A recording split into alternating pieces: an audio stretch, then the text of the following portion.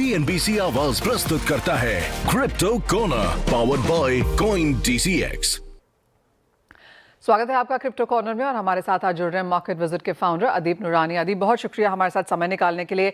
कुछ मुनाफा वसूली अपने ऑल टाइम हाई से हमने बिटकॉइन और बाकी काफ़ी सारे दूसरे कॉइन्स में भी आते हुए देखी है और वॉलेटिलिटी यहाँ पर वापस लौटी है। आप जैसा कि कहा जाता है कि बिटकॉइन हाविंग ईयर के बाद कुछ मुनाफा वसूली इन एनी केस यहाँ पर देखने को मिलती है। क्या वो एग्जैक्टली हम यहाँ पर देख रहे हैं? क्योंकि अगर इस साल को दो हिस्सों में बांटा जाए तो फर्स्ट हाफ काफ़ी बेहतरीन था, सेकेंड हाफ वॉलेटाइल और मुनाफा वसूली वाला। Hello everyone, all the viewers, good morning. Ma'am, thanks मुझे बुलाने के लिए। वेल, आपका क्वेश्चन बहुत सही है कि पहला आधा साल जो था वो मुनाफा प्रॉफिट था एंड सेकंड हाफ लोगों ने प्रॉफिट बुकिंग की है। बेसिकली हुआ ये कि ये market more of news based ज़्यादा चलती है। So the news which all raise due to the Trump's announcement, तो उसकी वजह से लोग थोड़ा सा घबरा गए और लोगों ने प्रॉफिट बुकिंग किया। अदरवाइज लोगों का एक्सपेक्टेशन ये था, मार्केट का एक्सपेक्टेशन ये था, बड़े प्लेयर्स का एक्सपेक्टेशन ये था कि 173 175 का टारगेट अचीव होगा। But due to all the bad news coming in, एक बार तो प्रॉफिट बुकिंग हुई है, but what I see from here is के एक रैली और बाकी है नेक्स्ट बार इसको नीचे जाने से पहले। ओके आदिब, जब ऐसी मुनाफा वसूली आती है और वो भी इस तरह की वॉलेटिलिटी के साथ, कोई भी एसेट क्लासेस हो, लोग थोड़ा सा यहाँ पर नर्वस हो जाते हैं। क्रिप्टो में यहाँ पर क्या राय देंगे आप? वेल, नर्वस होना तो चाहिए अगर आप शॉर्टर टाइम फ्रेम में इसको देखो तो, लेकिन लॉन्गर टाइम फ्रेम में देखो तो नर्वस होने जैसा कुछ है ही नहीं। बिकॉज इसकी जो 4 साल की साइकिल है वो 4 साल की साइकिल ये फॉलो करता है। यूजुअली मैं देखता हूँ कि लोग इसको लॉन्गर टर्म में देखते ही नहीं है। हर बार हर 4 साल के फेज में नए लोग आते हैं, जाते हैं, आते हैं और जाते हैं। इस बार जो 4 साल में लोग आए वो अगले 4 साल में वापस तब आएंगे जब ऑलरेडी तेजी आ चुकी होगी।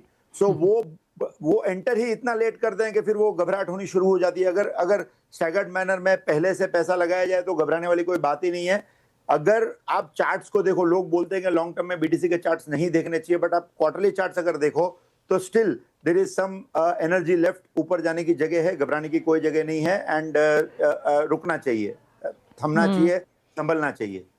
ओके आदिब, जैसे आपने कहा कि डिसिप्लिन यहाँ पर होना ज़रूरी है। एक 4 ईयर की साइकिल यहाँ पर है और टेक्निकल चार्ट यहाँ पर काम करते भी हैं। तो यहाँ से आप क्या राय देते हैं? Bitcoin, ether, Solana, Binance coin जैसे जो थोड़े से टॉप 10 कॉइन्स हैं वहीं पर रहना चाहिए, या फिर हमने पिछले कुछ दिनों में यहाँ पर ओल्ड कॉइन्स को, जी कैश के ऊपर मेरी नज़र थी, वहाँ पर हमने चार्ट्स एकदम से यहाँ पर एक्सप्लोड होते हुए देखे हैं। क्या कुछ आप वॉच करेंगे? मैम, ऑल्ट कॉइन्स के अलावा मतलब टॉप 5-10 कॉइन्स अगर छोड़ दो तो उसके बाद चार्ट्स देखने का तो कोई मतलब नहीं है। सारा न्यूज बेस, सारा कुछ फंडामेंटल बेस ही चलता है। आप चार्ट्स देखेंगे तो सिर्फ टॉप कॉइन्स के देखेंगे। लॉन्ग टर्म इन्वेस्ट करेंगे तो भी टॉप कॉइन्स में करेंगे। 2 महीने पहले जब मैं आया था तभी भी मैंने कहा था कि आपके टोटल पोर्टफोलियो का 10% आप बीटीसी को एलोकेट करेंगे, क्रिप्टो को एलोकेट करेंगे, जिसमें से 8% वुड बी बीटीसी एंड 2% आपको जो करना है कीजिए, ऑल्ट कीजिए, स्मॉल कॉइन्स कीजिए, जो करना है कीजिए। तो small coins is just a lottery. थोड़ा सा पैसा लगाइए, पता नहीं कल क्या होगा, बिकॉज सब टेक्नोलॉजी बेस्ड है, न्यूज बेस्ड है और प्रमोटर बेस्ड है। So you never know. तो सेफ बेट इज बीटीसी। बड़ा पैसा बीटीसी में लगाइए, एसआईपी भी बीटीसी में कीजिए, और ट्रेडिंग भी करना है तो आई वुड से कि ऑल्ट और बीटीसी के बाहर मत जाइए। आदिब, जैसे ओवरऑल ये हमने जो एक एसेट क्लास यहाँ पर बनते हुए देखी है, किस तरह से अब आप 2025 एज अ साल देखते हैं? 2026 के लिए इन्वेस्टर्स को, बिगिनर्स को अब यहाँ पर क्या राय देंगे? मैडम, सबसे बड़ा प्रॉब्लम यहाँ पे खाली बिगिनर्स के साथ नहीं है, it is the problem with everyone. हो क्या रहा है आप देखो, कोई इसको वीडीए का क्लासिफिकेशन देता है, कोई इसको एक प्रॉपर्टी का क्लासिफिकेशन देता है, पीछे मद्रास हाईकोर्ट ने भी दिया। तो लोगों को ये कंफ्यूजन है कि ये एसेट डिजिटल है, ये कोई प्रॉपर्टी को इक्वेट करने वाली चीज है, या ये क्या है। बेसिकली हुआ क्या है कि ये जो बीटीसी एसेट है, ये ऐसा हो गया है कि आप इसको स्टोर वैल्यू की तरह भी यूज कर सकते हो, आप इसको फास्ट ट्रांसफर्स में भी यूज कर सकते हो। तो इसने फिएट को भी रिप्लेस करने की कोशिश की है कुछ हद तक, इसने गोल्ड जैसे एसेट्स को भी रिप्लेस करने की कोशिश की है कुछ हद तक, because of the limited availability.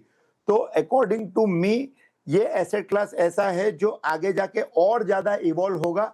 So keep putting money, keep your money invested in all digital assets. धीरे धीरे आप लगाएंगे तो फायदा ही होने वाला है, कोई घाटा नहीं होने वाला है। आदिब, एक फाइनल सवाल, और जैसे आपने कहा कि ओल्ड कॉइन्स को छोड़ दीजिए, बिटकॉइन में भी यहाँ पर रहना चाहिए। पिछले कुछ सालों में हमने देखा था लोग काफी हद तक मीम कॉइन्स में इन्वेस्ट कर रहे थे। वो एक कॉन्वर्सेशन है वो जो यहाँ से एब्सोल्युटली गायब होती हुई नजर आई है। तो आप कहेंगे बाजार में मैच्योरिटी है? वेल, मीम कॉइन्स में लोगों ने इन्वेस्ट करना बंद तो किया ही नहीं है, दिक्कत यह है कि लोग कर तो रहे हैं लेकिन मेन स्ट्रीम में हम उनको एडुकेट नहीं कर रहे हैं कि मीम कॉइन को कैसे ट्रेड किया जाए। आई डोंट से कि मीम कॉइन्स में काम मत करो। Meme coins are like penny stocks. आप कुछ भी बोल लो, स्टॉक मार्केट में जाके लोग पेनी स्टॉक्स में काम करने वाले हैं, तो मीम कॉइन में भी करेंगे, क्योंकि मतलब लोगों को 1 2 का 4 की आदत है, वो होने ही वाला है। तो आई वुड रादर से कि हम उनको ना बोलने के मीम कॉइन में मत जाओ, हम उनको एडुकेट कर दें कि आप 5% से ज्यादा अपनी टोटल क्रिप्टो एलोकेशन का 5% से ज्यादा मीम कॉइन में लगाओ ही मत। अगर वो 5% ग्रो हो जाता है वेल एंड गुड, नहीं होता है फिर भी आपका बाकी का 95% जो बीटीसी और थोड़े बहुत ऑल्ट्स में लगा हुआ होगा वो आपको पे बैक कर देगा। So you don't have to worry, but I would say कि यस, लोगों को रोकना नहीं चाहिए, let them experiment but with just 5 to 7% of their capital. And we should take initiatives. Manisha ma'am, हमको एडुकेट करना चाहिए लोगों को छोटे कॉइन्स में कैसे जाना और कैसे बचना उसके बारे में, ताकि लोग गुमराह ना हो जाए। Point taken Adib. Next time हम उसी पर भी आपसे बात करेंगे, लेकिन आज के लिए बहुत शुक्रिया साथ जुड़ने के लिए, and always thank you for making sense कि किस तरह से ये मार्केट जा रही है, कैसे निवेश किया जा सकता है और आगे जाकर क्या देखना भी है। वेल, इसी के साथ फिलहाल इस कार्यक्रम में इतना ही समय है, लेकिन लौटेंगे और बात करेंगे मार्केट्स और स्टॉक स्पेसिफिक्स की। CNBC आवाज प्रस्तुत करता है क्रिप्टो कोना, पावर्ड बाय CoinDCX।